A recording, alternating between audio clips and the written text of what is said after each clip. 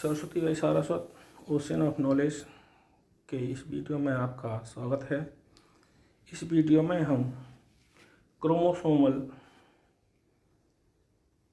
Abnormalities के बारे में बात करेंगे। क्रोमोसोमल डिसऑर्डर इन ह्यूमन या मनुष्य में गुणसूत्रीय अनियमितता या विकार रोग जिसे कहते हैं, गुणों की कमी या अधिकता से कौन सा रोग हो सकता है, कौन से लक्षण प्रकट हो जाते हैं, उनके बारे में अध्ययन करेंगे। आप ध्यान से सुने और इसे आप अपने लिए सदुपयोग में लाएं। तो normally chromosomal disease in human occur due to the change in number और नंबर्स क्रोमोसोम्स, ठीक है, और ऑटोसोम्स और एलोसोम्स। कहने का मतलब है कि सामान्यतः मनुष्य में जो गुणसूत्रीय अनियमितताएं होती हैं वो काय गुणसूत्र या लिंग गुणसूत्रों की संख्या में कमी या अधिकता के कारण होती है, परिवर्तन के कारण होती है, ठीक है। तो कमी को मोनोसोमी कहते हैं और अधिकता को ट्राइसोमी कहते हैं। तो इसलिए क्रोमोसोमल डिसऑर्डर या एबनॉर्मलिटीज जो हैं उन्हें दो भागों में अध्ययन करेंगे यहाँ पर। नंबर 1 ऑटोसोमल एबनॉर्मलिटीज, काय गुणसूत्रों की संख्या में परिवर्तन के कारण जो विकार उत्पन्न होते हैं, डिसीज होती हैं, जो अनियमितताएं होती हैं, उनके बारे में। तो ये कई हैं लेकिन इन पर 4 ही यहाँ पर उपयोग की गई हैं। डाउन सिंड्रोम, ये डाउन नामक वैज्ञानिक ने खोजी थी। इसमें 21 पेयर्स का जो क्रोमोसोम्स होता है, ऑटोक्रोमोसोम्स, उसमें एक क्रोमोसोम्स बढ़ जाता है, ठीक। 22 क्रोमोसोम्स होते हैं, 22 पेयर्स क्रोमोसोम्स होते हैं, ऑटोसोम जो होते हैं। उनमें 21वें जोड़े के क्रोमोसोम्स में यदि एक गुणसूत्र बढ़ जाता है, मतलब 2 की जगह 3 हो जाते हैं, तो उसे ट्राइसोमी कहते हैं। और इस हाइपरप्लॉइडी भी कह सकते हैं इसे, ठीक है। और इस प्रकार डाउन सिंड्रोम वाले मनुष्य में कुल गुणसूत्र जो होते हैं, टोटल गुणसूत्र 47 हो जाते हैं। ऐसे बच्चे मंगोलियन आइडियोसी, मंगोलियन बेवकूफ़ी, मंगोलियन मूर्ख कहलाते हैं। किनको इनका चेहरा मंगोलों जैसे दिखाई देता है, आँखें बड़ी कोनों की तरफ तिरछी होती हैं कुछ, ठीक है। दूसरी बात करें इनमें मंगोलियन बेवकूफ़ी का डाउन सिंड्रोम के कारण होती है, ठीक। मंगोलों जैसा चेहरा होता है और मूर्ख होता है, इसलिए मंगोलियन बेवकूफ़ी आइडियोसी कहते हैं, मंगोलियन आइडियोसी। इनकी IQ है 25 से 70, मतलब ये मूर्ख होते हैं, ठीक। तीसरा नंबर C वाला, टंग मतलब जीभ एंड लोअर लिप थिक, मोटे होते हैं और प्रोट्यूस्ड मतलब बाहर की तरफ निकले होते हैं, कि जीभ और नीचे का होठ मोटा होता है और बाहर की तरफ निकले होते हैं। चौथा palm with cleft and short neck, इनकी हथेली जो होती है उनमें दरार होती है और गर्दन छोटी होती है, ठीक। और 5वां नंबर है इसका cleft between toes and foot fingers, पैर का जो अंगूठा होता है उसके बराबर की जो उंगली होती है पहली, ठीक, उसके बीच में अधिक गैप होता है, दरार सी महसूस होती है। तो यह सबसे इम्पोर्टेंट है ऑटोसोमल एबनॉर्मलिटीज में, जो अमूमन पेपरों में पूछ लिया जाता है। दूसरा है एडवर्ड सिंड्रोम, एडवर्ड नामक वैज्ञानिक ने खोजा था, इसलिए एडवर्ड सिंड्रोम कहते हैं, एडवर्ड सिंड्रोम। इसमें क्या होता है कि ऑटोसोम्स जो होते हैं उनके 18वें जोड़े में एक क्रोमोसोम से बढ़ जाता है, 2 की जगह 3 हो जाते हैं।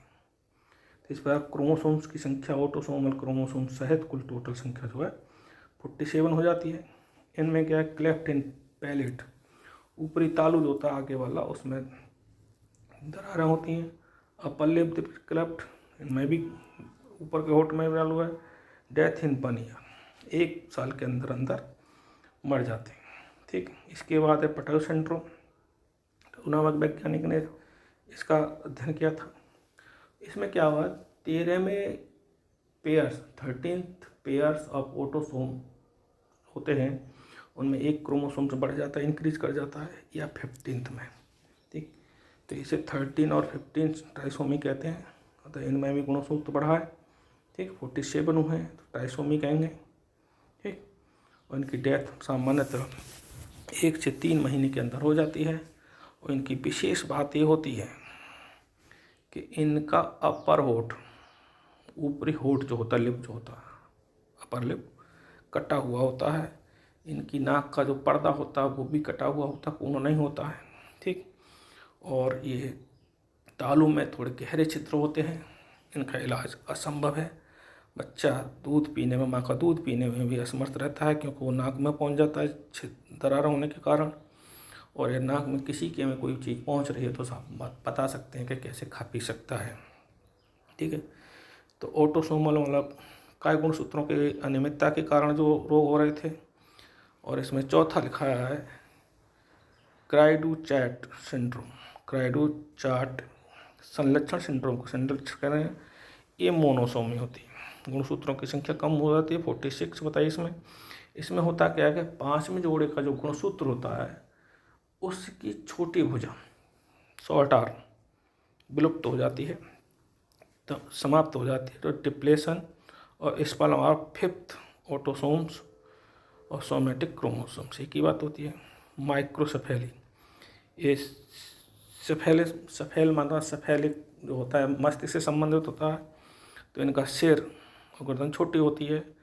हेवी मेंटल डिसऑर्डर, एबनॉर्मलिटी, इनका जो मानसिक अनियमितता होती है, रोग होते हैं, गहरे होते हैं, परेशानियाँ होती हैं, मस्तिष्क के रूप से भी सही नहीं होते। और बेबी क्राई लाइक कैट, ये बिंदु ध्यान रखना है कि क्राइडू-चाट सिंड्रोम में बच्चा बिल्ली की तरह से चिल्लाता है। जब वो रोता है तो बिल्ली की सी आवाज़ निकालता है, निकलती है। 5वां फिलाडेल्फियल क्रोमोसोम्स, इसमें 21 क्रोमोसोम जो होता है ऑटोसोम्स में, पेयर्स में, उसकी छूट वो समाप्त हो जाता है। एक पेयर में से एक ही रह जाता है, तो गुणसूत्रों की संख्या 46 रह जाती है। इसमें क्या depletion of arm of 21 autosomes, chronic granulocytes leukaemia. Leukaemia होती है संख्या बढ़ने को, ग्रेनुलोसाइट की संख्या बढ़ जाती है, तो आनुवंशिक ग्रेनुलोसाइट हो जाती हैं। ठीक। अब इसके बाद ऑटोसोमल हो गई, एलोसोमल सेक्स क्रोमोसोमल डिसऑर्डर जो होते हैं उनके बारे में बात करते हैं। सेक्स क्रोमोसोम्स को एलोसोम्स भी कहते हैं। तो ऐसा इनकी जो अनियमितता है उन्हें एलोसोमल डिसऑर्डर या एबनॉर्मलिटीज कहेंगे। इसमें 2 मुख्य हैं, क्लिनीफेल्टर सिंड्रोम। क्लिनीफेल्टर नामक साइंटिस्ट ने इनकी खोज की थी, अध्ययन किया था, इसलिए उसी के नाम पर क्लिनीफेल्टर सिंड्रोम में क्लिनीफेल्टर संलक्षण कह सकते हैं। इसमें एक एक्स क्रोमोसोम्स बढ़ जाता है। ठीक। तो टोटल क्रोमोसोम जो होते हैं 44 मतलब ऑटोसोम्स हो गए प्लस XXY, डबल XY हो जाएंगे, तो टोटल कितने को 47। मेल में एक एक्स क्रोमोसोम बढ़ गया। ठीक। तो एक्स ट्राइसोमी बढ़ने को ट्राइसोमी कहते हैं। और इनके जो लक्षण हैं मुख्य रूप से वो हैं हाइपोगोनेडिज्म। हाइपोगोनेडिज्म निम्न, उन्नत कैसे जननांग जैसे वृषण है वो अल्प विकसित होते हैं या अनुपस्थित होते हैं। स्टेला जब टेस्टीज नहीं विकसित हुई हैं तो उनमें जनन की क्षमता नहीं, मतलब बद्ध होते हैं। ठीक। जनन की क्षमता नहीं होती। तीसरा बिंदु आपको सी के रूप में होता है गायनिकोमेस्टिया। गायनिकोमेस्टिया स्तन उभर आते हैं इनके। ठीक। तो इसे गायनिकोमेस्टिया कहते हैं मेल के। और मेल इंच ये सामान्यतः नर हिजड़े कहलाते हैं, हिनुच। ठीक। इनमें जो स्वर होता है वो फीमेल जैसा हो जाता है। ठीक। और इनमें जनन की क्षमता वाली बात करा दी। और में इनमें ऑस्टोपोरोसिस का भी रोग हो जाता है। और कई एक लक्षण हैं, लेकिन जो मुख्य आपके नीट और सिलेबस से संबंधित हैं वो आपके ये 4 लक्षण ही हैं। 3 सॉरी 4 भी नहीं है, वो तो नाम दे रखा है मैं मेल इनोच जो कर रखा। तो ये 3 लक्षण हैं। हाइपोगोनेडिज्म मतलब जनद जो होते हैं, जननांग जो होते हैं वृषण रूप से, या पेनिस जो होती है अंडर डेवलप्ड होती है। इसके अलावा बंद हो जनन की क्षमता नहीं होती, शुक्राणु नहीं बनेंगे, मेल गैमेट्स नहीं बनेंगे। और गायनिकोमेस्टिया में स्तन विकसित हो जाते हैं मेल के। ठीक। मेल में फीमेल जैसे लक्षण आ जाते हैं। चेहरे पर बाल नहीं होते, ये भी एक विशेषता है, क्योंकि मेल में जब एडल्ट होता तो चेहरे पर बाल आ जाते हैं, दाढ़ी मूंछ आ जाती हैं, लेकिन जब क्लिनेफेल्टर सिंड्रोम से ग्रसित है तो उसके चेहरे पर दाढ़ी मूंछ नहीं आएंगी। दूसरा जो सेक्स क्रोमोसोम ऑटोसोमल डिसऑर्डर से एबनॉर्मलिटी है वो है टर्नर सिंड्रोम। इसमें क्या होता है कि एक एक्स क्रोमोसोम विलुप्त हो जाता है, डिप्लेशन हो जाता है और कमी हो जाती है। तो ऐसी फीमेल में होती है सामान्यतः, और उनमें क्रोमोसोम 40 + X0, ठीक है, वो भी लिख सकते हैं लेकिन 0 दिखना है, और टोटल 45 होते हैं 46 की जगह पर। और इसलिए एक्स मोनोसोम, क्योंकि एक्स क्रोमोसोम्स कम हुआ है, एक्स क्रोमोसोम। और इनमें भी ये कंडीशन है हाइपोगोनेडिज्म, अंडाशय जो होते हैं जिन्हें ओवरीज कहते हैं, अंडर डेवलप्ड या एब्सेंट होती हैं। स्टेराइल फीमेल होती हैं, मतलब इनकी छनन की क्षमता नहीं होती, इनमें गैमीट्स नहीं बनते, मेल गैमीट है, इनसे ओवा कहते हैं। और गायनोकोमास्टिया का मतलब ये है यहाँ पर नो गायनोकोमास्टिया, नो, ठीक है। तो इनमें स्तन विकसित नहीं होते, इन्हें सामान्यतः फीमेल यूनिट कहते हैं।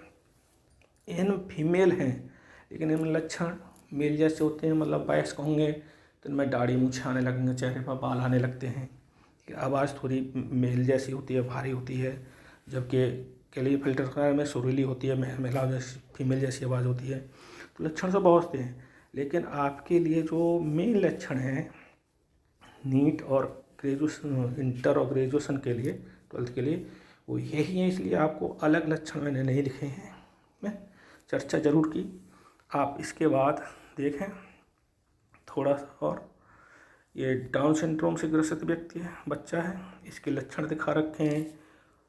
होठ मोटा है, जीभ निकली हुई है, मुँह खुला रहता है, ठीक है, गर्दन छोटी है, उंगलियां छोटी हैं, हथेली बड़ी होती है, और पैर की जो क्लिफ्ट बताई थी टो और फिंगर के बीच में, ये भी उपस्थित है। कान में रिड्यूस है, जीभ की कंडीशन बताई, इसमें लहरदार सी होती है। तो ये आपको सभी लक्षण हो रहे हैं डाउन सिंड्रोम के, ठीक है। डाउन सिंड्रोम के बाद आप पटाई सिंड्रोम में देखें, ठीक, छोटा मुंह होगा, जबड़ा शॉर्ट नेक होगी, तो ये कई हैं आपके लक्षण, इन्हें देख सकते हैं आसानी से। और सबसे ज़्यादा परेशानी की बात रहती है आपके ये तीनों लक्षण अलग अलग दिख रहे हैं। डाउन सिंड्रोम का दिखा रखा है, एडवर्ड सिंड्रोम में और पटाव सिंड्रोम में ऊपर का होठ में गहरी दरारें होती हैं, और ये बच्चा इसी कारण, दरारों के क्लिफ्ट के कारण ही मर जाते हैं। इसे जरूर देखें आप, ठीक है। Down syndrome 21 trisomy, Edward syndrome 18th trisomy, और पटाव सिंड्रोम 13th ट्राइसोमी। मतलब काय गुणसूत्र जो होते हैं ऑटोसोमल क्रोमोसोम्स, उनके 21वें जोड़े में यदि एक गुणसूत्र बढ़ गया डाउन सिंड्रोम कहेंगे, 18 के में बढ़ गया एडवर्ड सिंड्रोम कहेंगे, और 13वें में एक बढ़ गया तो इसे पटाव सिंड्रोम कहेंगे, ठीक है भाई। अब क्लिनेफेल्टर सिंड्रोम के लक्षणों की बात करते हैं। तो क्लिनेफेल्टर्स में टर्नर्स और वो सभी लक्षण दिखा रखे हैं, मेल में फीमेल जैसे लक्षण, फीमेल में मेल जैसे लक्षण। इसमें कुछ ऐसे लक्षण भी दे रखे हैं जो हमने नहीं बताए, क्योंकि बताए इसलिए नहीं कि वो इतने आवश्यक नहीं हैं, ठीक है। जरूर ध्यान करके एक एक बिंदु को पढ़ें, मूवमेंट करा के इसका, उंगली से आप ग्राफ सही नहीं आता है तो फिंगर्स का अपनी का उपयोग करें, और एडजस्ट करके इन्हें पहले क्लिनेफेल्टर्स का देखें, फिर टर्नर सिंड्रोम का देखें, तो आप आसानी से इनका अवलोकन कर सकते हैं और आप सही वास्तविक ज्ञान प्राप्त कर सकते हैं। और ये अलग से भी दे रखे हैं, इसमें पॉइंट दे रखे हैं, taller than average height, reduced facial hair, reduced body hair, developed नेकोमेसिया, फेमिनिन फैट डिस्ट्रीब्यूशन, मतलब थाई पर जब फैट अधिक विकसित हो जाता है, चेस्ट पर जब फैट अधिक जमा हो जाता है, मतलब स्तन जैसे विकसित होने लगते हैं, तो वो आपको क्लिनेफेल्टर सिंड्रोम के लक्षण। ऑस्टियोपोरोसिस, हड्डियाँ खोखली हो जाती हैं और ये वयस्क होने पर होती हैं, स्मॉल टेस्टिकुलर एट्रोफी का मतलब छोटी टेस्टिस होते हैं, कहते हैं अंडर डेवलप्ड होते हैं गोनेड्स। और वेरिकोस वेन्स जो होती है वो रिड्यूस्ड होती है। ठीक, तो इसके बाद आपके लिए अलग अलग भी दे रखे हैं। टर्नर सिंड्रोम का दे रखा है आपको, low hair lines, shield shaped thorax, widely faced nipples, widely spaced, shortened metacarpal छोटी हो जाती हैं, स्मॉल फिंगर नेल्स छोटे होते हैं, characteristics facial features, fold of skin, ठीक, construction of aorta, poor breast development, elbow deformities, rudimentary ovaries अल्प विकसित में आ जाती है, नॉनस्टिक अंडर डेवलप्ड गोनेडल ग्लैंड जन्नांगों को कहते हैं, मेल और फीमेल, और टेस्टिज और ओवरीज को सामूहिक रूप से बात करेंगे तो उसे गोनेड कहेंगे। और नो मेंस्ट्रुएशन मतलब जो एमसी का मेंस्ट्रुअल साइकिल जो होती है वो इनमें नहीं होती, फीमेल होती है ना, इसलिए एक बात की गई है इनकी, नहीं तो मेन तो आपको उधर ही बता दिए गए हैं। और इसके बाद ये फीमेल क्लेंडीफेल्टर सिंड्रोम का टोरोडोंटिक टीथ थोड़े भीतर की तरफ मुड़े होते हैं। कैनोस्टे आपको बताइए ब्रेस्ट कैंसर हो सकने की संभावना, ओस्टियोपोरोसिस इनमें मेल फीमेल दोनों में हो सकता है, एक्स्ट्रागोनल जर्म सेल ट्यूमर भी हो सकता है, डायबिटीज से ग्रसित हो सकते हैं सिंह, ब्रॉड हिप फैट जमा जो हो जाता है उसकी बात कर रहे थे, तो हिप माने खुला पड़ा हो जाता है, टेस्टिकुलर एट्रोफी मतलब गाने को में सियाई है, वेरिकोसा वेन्स विभाजित हो जाती है, लेग अल्सर हो सकता है और फोड़ा फुंसी से निकल आते हैं, हाइपर पिगमेंटेशन दाग धब्बे हो सकते हैं ऑफ स्किन के, और long arm and legs. Head की बात किया, हेड की बात हमने उधर नहीं की है, मेन लक्षण यहाँ पे काउंट किए गए हमने। तो आपके लिए क्रोमोसोमल डिसऑर्डर और एबनॉर्मलिटीज़ का अध्ययन किया हमने इस वीडियो में। आप इस वीडियो को कम से कम 2 बार देखेंगे, ठीक, पॉज करके इसे लिखेंगे, सुनेंगे, पढ़ेंगे और अच्छे से अपने नोट तैयार करेंगे अपनी कॉपी पर, जिससे कि मोबाइल बार बार देखने से आपकी आंखें खराब ना हो, ठीक।